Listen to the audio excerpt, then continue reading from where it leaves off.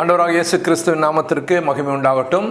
இந்த நாளிலும் கூட இந்த 8வது மாதத்தின் முதல் தேதி அதிகாலை மாத துவக்க ஜெப ஆராதனைக்கு வந்திருக்கிற ஒவ்வொருவரையும் நம்முடைய அருமை ஆண்டவர் இயேசு கிறிஸ்துவின் இனிய நாமத்திலே வாழ்த்துகிறேன். இந்த மாதத்தை கர்த்தருடைய ஆசீர்வாத வார்த்தைகளோடு நாம் துவங்குவோம். உங்களுக்கு நினைவுபடுத்தும்படியாக கர்த்தர் எனக்கு கொடுத்ததான வாக்குத்தத்த செய்தி இந்த மாதத்தில், இந்த 8வது மாதத்தில் உங்களுக்கு நினைவுபடுத்தும்படியாக, அதை தியானிக்கும்படியாக கர்த்தர் எனக்கு கொடுத்த இந்த மாதத்தின் வாக்குத்தத்த செய்தி, மகிழ்ந்து களிகூறு, கர்த்தர் பெரிய காரியங்களை செய்வார். ஹல்லேலூயா! கர்த்தர் நமக்கு பெரிய காரியங்களை செய்வார். மகிழ்ந்து களிகூறு.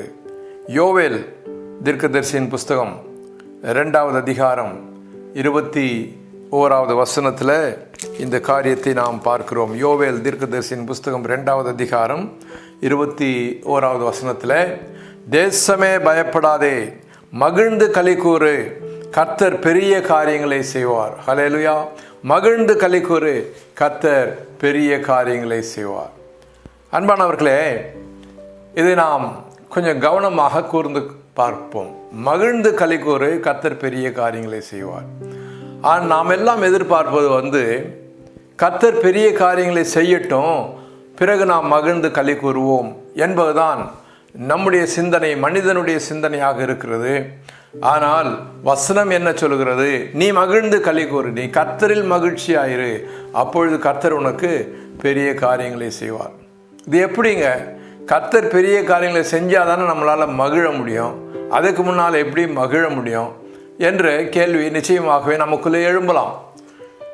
அன்பானவர்களே, வசனம் சொல்லுது நீ மகிழ்ந்து களிகூறு, முதல்ல கர்த்தர் பெரிய காரியங்களை செய்வார்.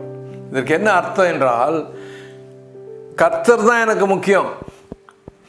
என்னுடைய சூழ்நிலைகளிலே, என்னுடைய வாழ்க்கையிலே பெரிய பெரிய காரியங்கள் நடப்பது எனக்கு முக்கியம் அல்ல, எனக்கு கர்த்தர் தான் முக்கியம் என்பதுதான் இந்த சத்தியம். 2வது, கர்த்தர் எனக்கு முக்கியமாக இருந்து கர்த்தருக்குள் நான் மகிழ்ச்சியாக இருக்கும் பொழுது, அந்த மகிழ்ச்சி கர்த்தர் மேல் இருக்கிற வேண்டிய விசுவாசத்தை வெளிப்படுத்துகிறது. அந்த விசுவாசம்தான் கர்த்தர் என் வாழ்க்கையிலே பெரிய காரியங்களை செய்வதற்கு தேவையாக இருக்கிறது. அந்த விசுவாசம் இருந்தால்தான் கர்த்தர் பெரிய காரியங்களை நமக்கு செய்ய முடியும். ஹல்லேலூயா!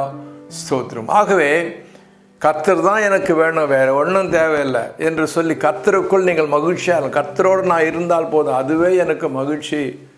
பிரியமானவர்கள், ஒரு சிறு குழந்தை எடுத்துக்கொண்டால், சிறு பிள்ளைகளை எடுத்துக்கொண்டால், அவர் பெற்றோரோடு இருக்கணும்னு தான் நினைப்பாங்க. அவங்களுக்கு எதுவும் வேண்டாம், சாக்லேட்டு வேண்டாம், பிஸ்கெட் வேணும். அம்மா அப்பாவோ இல்லை அவங்கள தாத்தா பாட்டியோ யார் மேலே அந்த பிள்ளைக்கு ரொம்ப விருப்பமோ அவங்களோடு இருந்தால் போதும், அவ்வளோதான் அந்த பிள்ளை விரும்புகிறது. அதுபோல் பிரியமானவர்களே, நாம் தேவ பிள்ளைகளாகி நாம் தேவனோடு, நம்முடைய கர்த்தரோடு இருந்தால் போதும், அதுவே எனக்கு மகிழ்ச்சி என்று நாம் சொல்லும் பொழுது, கர்த்தருக்குள் நாம் மகிழ்ச்சியாக இருக்கும் பொழுது, கர்த்தர் மேல் இருக்கிற நம்முடைய விசுவாசத்தை அது வெளிப்படுத்துகிறது. அந்த விசுவாசம் நமக்குள்ளே இருக்கும் பொழுது கர்த்தர் நமக்குள்ளே பெரிய காரியங்களை செய்ய முடியும். கர்த்தருக்கு நமக்கு சம்பந்தம் இல்லாமல், ஒரு விசுவாசம் இல்லாமல், ஏதோ நம்ம தூரமாக இருந்தால் எப்படி அவர் பெரிய காரியங்களை செய்ய முடியும்? ஆகவே பெரிய காரியங்களை அவர் மேலே விட்டுருங்க. பெரிய காரியங்களை அவர் செய்வது அவர் பொறுப்பு. நீங்கள் அவருக்குள்ள மகிழ்ச்சியாக இருங்க. அதான் வசனம் இங்கே சொல்லுது. பயப்படாதே, பயப்படாதே, கர்த்தருக்குள் நீ மகிழ்ச்சியாயிரு, அவர் பெரிய காரியங்களை செய்வார். எல்லா சூழ்நிலைகளிலும் நாம் மகிழ்ச்சியாக இருக்கும் பொழுது உடனே நமக்கு கர்த்தர் பெரிய காரியங்களை செய்வார். வேதத்திலிருந்து சில பகுதிகளை நாம் ஆராய்ந்து பார்க்கலாம். முதலாவதாக நாம் 46வது சங்கீதம், 46வது சங்கீதத்தின் முதல் 2 வசனங்களை வாசிக்கும் பொழுது, தேவன் நமக்கு அடைக்கலமும் பெலனும் ஆபத்து காலத்தில் அனுகூலமான துணையுமானவர். ஆகையால் பூமி நிலை மாறினாலும் மலைகள் நடுச்சமுத்திரத்தில் சாய்ந்து போனாலும் பயப்படும். கர்த்தருக்கு ஸ்தோத்திரம். சொல்ல, தேவன் நமக்கு பெலனும் அடைக்கலமாக இருக்கிறார். ஆபத்து காலத்தில் நாம் மகிழ்ச்சியாக இருக்க வேண்டும். பாருங்கள், 4வது வசனத்தில் நாம் பார்க்கிறோம், ஒரு நதியுண்டு, அதன் நீர்க்கால்கள் தேவனுடைய நகரத்தையும் உன்னதமானவர் வாசம் பண்ணும் பரிசுத்த ஸ்தலத்தையும் சந்தோஷிப்பிக்கும். பிரியமானவர்களே, நீங்களும் நானும் அந்த உன்னதமானவர் வாசம் செய்கிற பரிசுத்த ஸ்தலம், பரிசுத்த ஆவியானவர் நம்மை சந்தோஷிப்பிக்கிறார். ஆகவே அந்த சந்தோஷத்திலே நாம் இருக்கும் பொழுது ஆபத்தில் கூட, தேவன் நமக்கு அடைக்கலமும் பெலனும், ஆபத்து காலத்தில் அடைக்கலமும் பெலனுமா இருக்கார். ஆபத்து காலத்தில் நாம் மகிழ்ச்சியாக இருக்கும் பொழுது அவர் நமக்கு பெலனாக இருக்கிறார். ஹல்லேலூயா, ஸ்தோத்திரம். இன்னும் கூட பாருங்க, ஏசாயா தீர்க்கதரிசியின் புஸ்தகம் 58வது அதிகாரத்தில் 11வது வசனத்தை நாம் வாசிக்கும் பொழுது, ஏசாயா 58:11, கர்த்தர் நித்தமும் உன்னை நடத்தி மகா வறட்சியான காலங்களில் உன் ஆத்துமாவை திருப்தியாக்கி உன் எலும்புகளை நினமுள்ளதாக்குவார். நீ நீர்ப்பாய்ச்சலான தோட்டத்தைப் போலவும் வற்றாத நீரூற்றைப் போலவும் இருப்பாய். அப்போ அந்த மகா வறட்சியான காலங்களை நாம் சந்திக்கும் பொழுது நாம் என்ன செய்யணும்? மகா வறட்சியான காலங்களை நாம் சந்திக்கும் பொழுது கர்த்தர் என்னை நடத்துகிறார் என்ற எண்ணத்திலே அவரிலே நாம் மகிழ்ச்சியாக இருக்க வேண்டும். அப்பொழுது நீங்கள் மகிழ்ச்சியாக இருக்க இருக்க இருக்க உங்களுடைய வறட்சியெல்லாம் மாறி நீர் பாய்ச்சலான தோட்டம் போல ஒரு செழிப்பு உங்களுக்கு உண்டாகும். ஆகவே வறட்சியான காலத்திலே மகிழ்ச்சியாக இருந்தால் ஒரு செழிப்பு உண்டாகும். கர்த்தர் பெரிய காரியங்களை செய்வார்.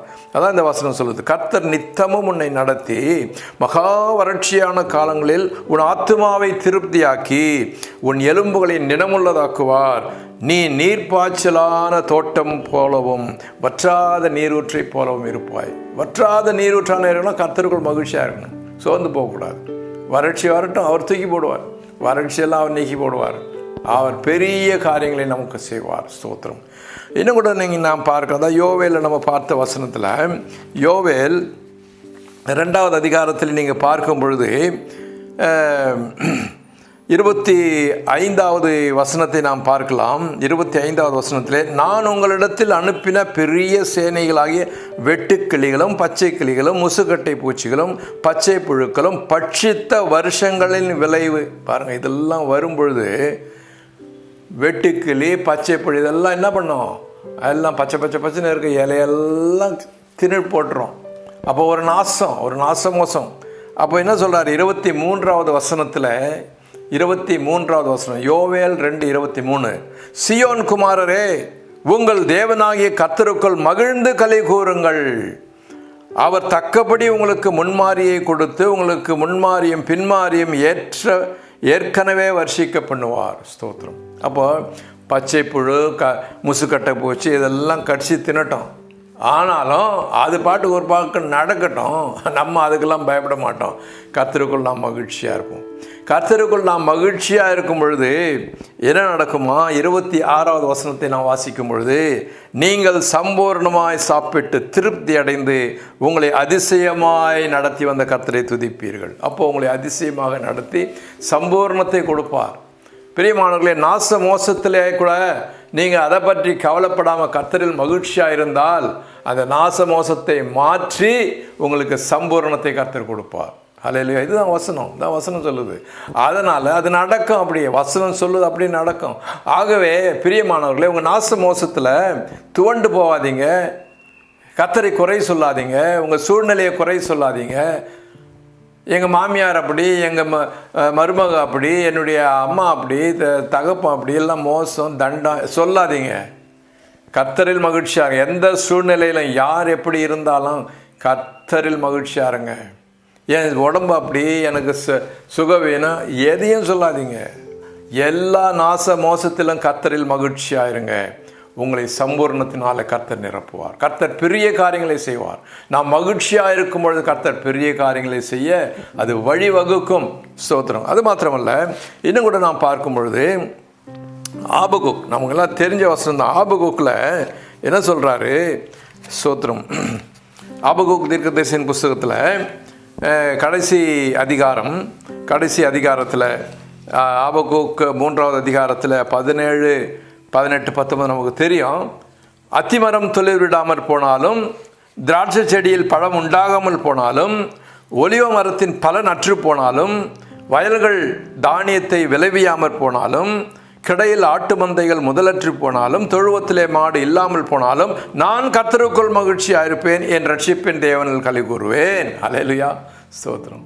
ஒன்றுமே இல்லாமல் போனாலும், நஷ்டமாகி போச்சுங்க, தொழில் நஷ்டம், விளைச்சல் நஷ்டம், வியாபாரம் நஷ்டம், ஆஃபீஸில் நஷ்டம், வேலை போச்சு, எந்த நஷ்டம் வந்தாலும் கர்த்தருக்குள் மாத்திரம் நீங்கள் களி கூறுங்க.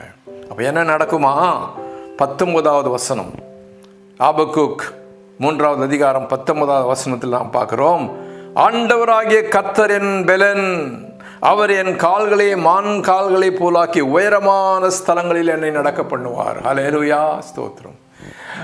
நஷ்டத்தில் நீங்கள் கர்த்தருக்குள் மகிழ்ச்சியாக இருந்தால் உங்களை பலப்படுத்தி நஷ்டத்தை எல்லாம் நீக்கி உங்கள் கால்களை, உங்கள் வியாபாரத்தை பலப்படுத்தி, உங்களுடைய ஆஃபீஸ் வேலையை பலப்படுத்தி உயரமான ஸ்தலத்திலே கொண்டு வந்து நிறுத்துவார். இப்போ இருக்கிறத விட இன்னும் அதிக உயரத்தில் கொண்டு வந்து நிறுத்துவார்.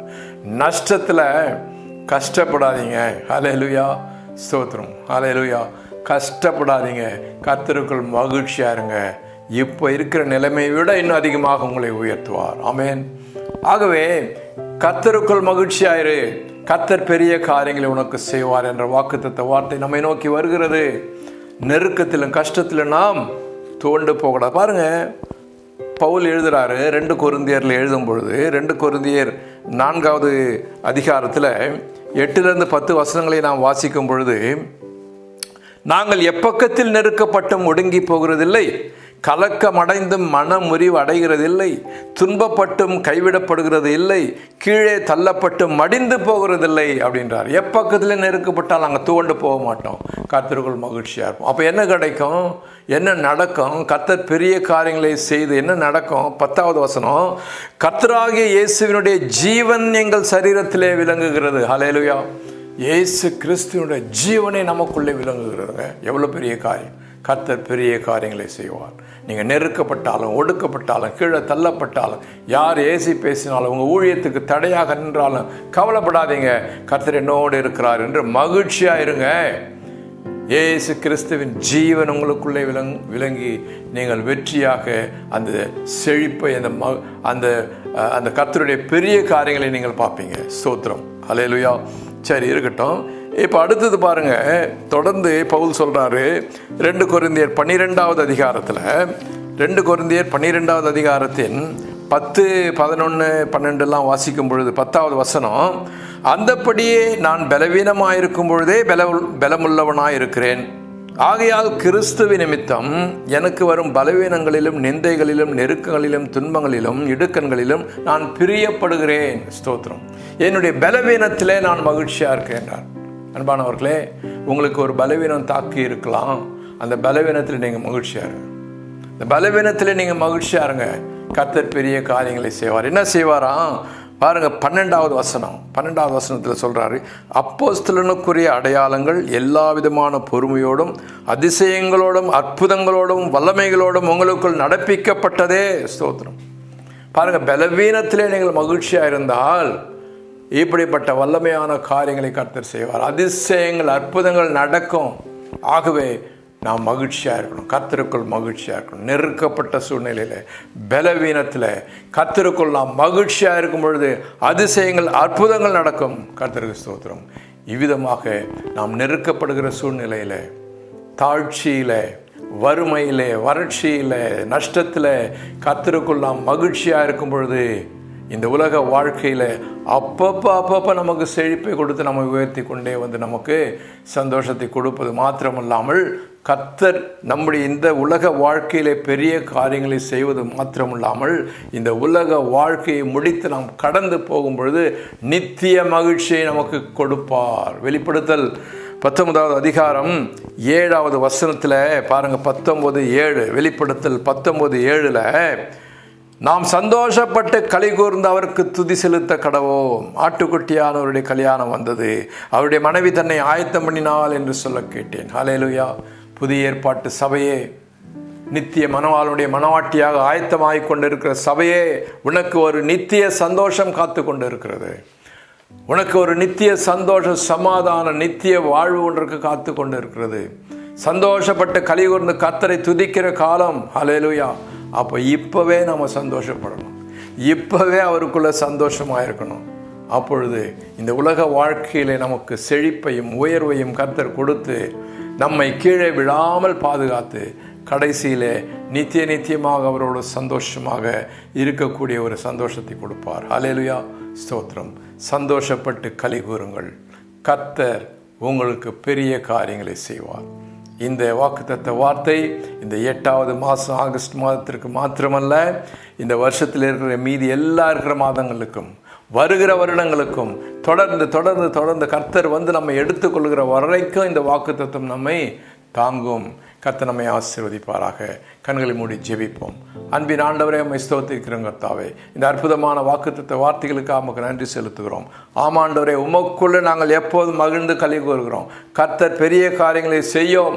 எங்களுக்குள்ளே பெரிய காரியங்களை செய்து வந்த கர்த்தர் இனியும் செய்வீராக. இந்த நாளிலும் கூட யார் யார் எந்தெந்த நோக்கத்தோடு இந்த இடத்துல வந்திருக்கிறார்களோ ஒவ்வொருவரையும் ஆசீர்வதித்தவர்களின் நோக்கங்களை நிறைவேற்றும் கர்த்தாவே. ஆண்டவரே, பலவீனமாக வந்தவர்களை பலப்படுத்தும், சுகவீனமாக வந்தவர்களை சுகப்படுத்தும், தேவையோடு வந்தவர்கள் தேவையை கர்த்தர் நிறைவாக்கும், பிரச்சனையோடு வந்தவர்களை பிரச்சனையை அப்புறப்படுத்தும். சுவாமி, கர்த்தர் உம்முடைய பிரசன்னத்தினால் சூழ்ந்து ஆசீர்வதி, குடும்பமாக ஆசீர்வதி, ஊழியங்களை ஆசீர்வதியும், உம்முடைய வருகை காயங்களை ஆயத்தப்படுத்தும். அருமை இரட்சகரும் ஆண்டவருமாக இயேசு கிறிஸ்துவின் வல்லமையுள்ள நாமத்திலே ஜெபங்களை ஏறெடுக்கிறோம் நல்ல பிதாவே. ஆமேன், ஆமேன்.